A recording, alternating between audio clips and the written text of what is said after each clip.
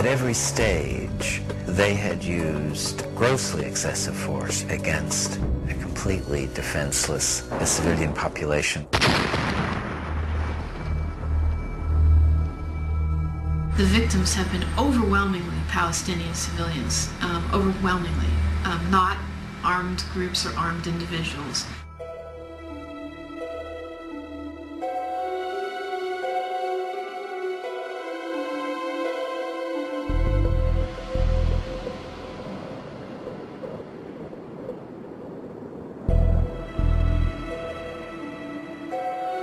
Israel has established all of these checkpoints within the West Bank, which require Palestinians to wait hours and hours to go very short distances.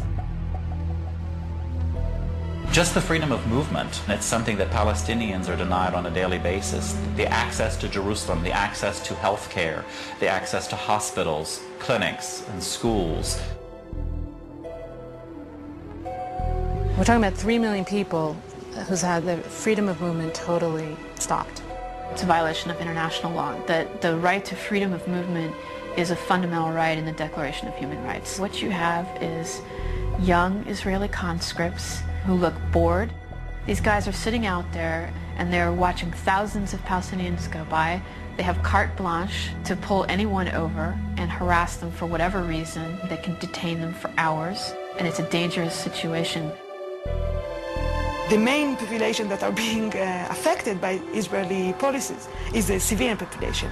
Those population who is not being involved in any attacks against Israelis, civilians or the army.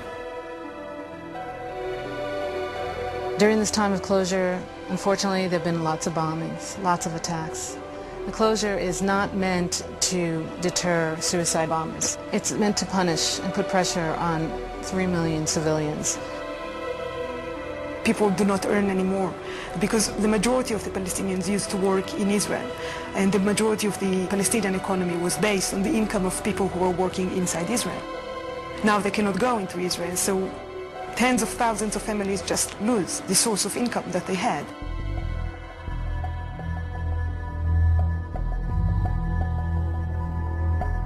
The education system is also affected by that. Students cannot go to the university.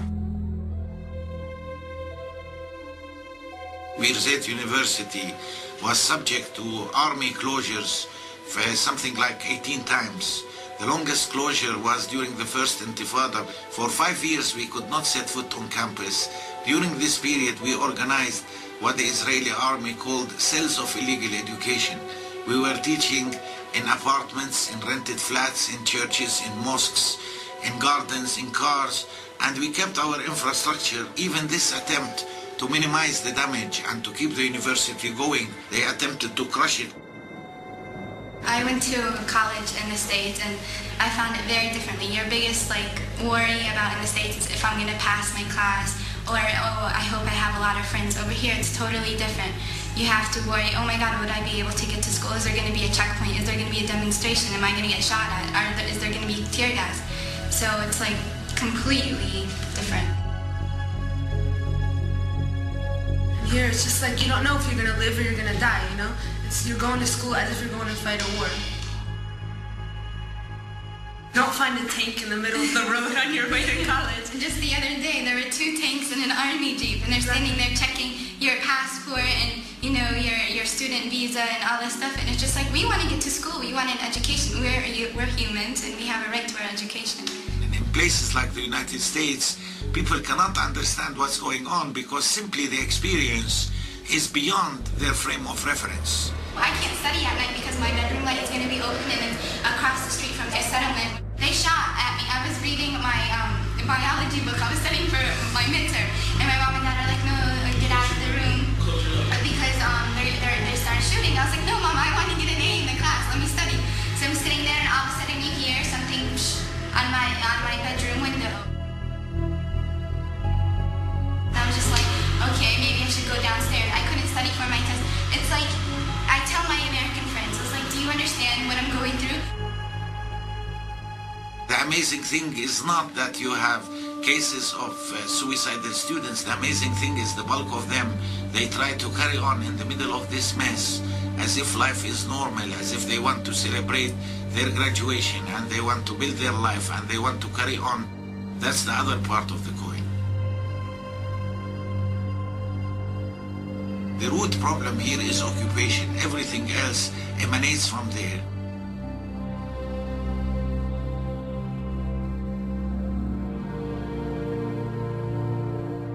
The most severe problem is people who need medical care. We've documented numerous cases where people have died. In fact, I believe that one of the last cases we documented was a woman who was in labor, who was not allowed to get to the hospital, and she and the baby both died. If people like that, if people who are really sick and really need to go to hospitals cannot do that, so I think you can imagine what happened to regular people that just want to go to work, just want to go to do some shopping, or even just visit friends. It's like living in a prison, a gigantic prison. Haaretz, the intellectual newspaper in Israel, ran a whole, like a 4-page magazine article on the refugee issue. It had a picture of Tel Aviv University now and what was there before Tel Aviv University, a Palestinian village. And those refugees are in Gaza.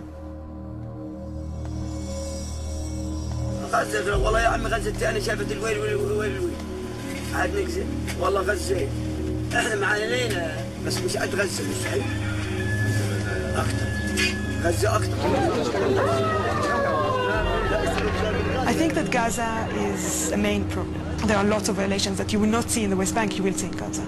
We find it hard to monitor the human rights situation in Gaza because the Israeli army do not let us in.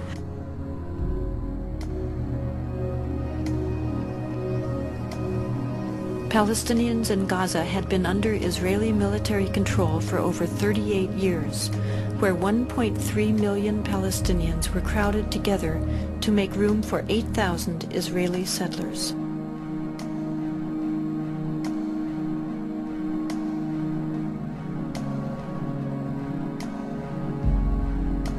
In August of 2005, Israel dismantled its settlements and military posts inside Gaza and relocated its settlers.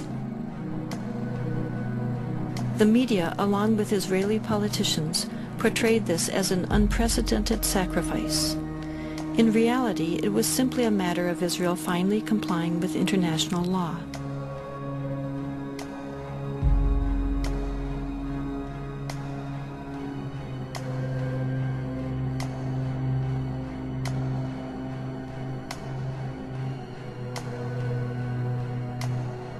Although Israel's presence inside Gaza is no longer visible, Israel will still retain ultimate control over Gaza's borders, coastal waters, and airspace, creating a virtual prison. Refugee camps, even if there was no conflict with Israel, are just humanly horrible. They're so overcrowded. And you have 14 to 25 people living in a space.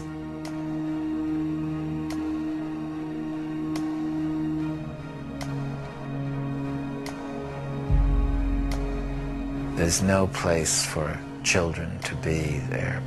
No streets, there are little alleys, no trees, nothing.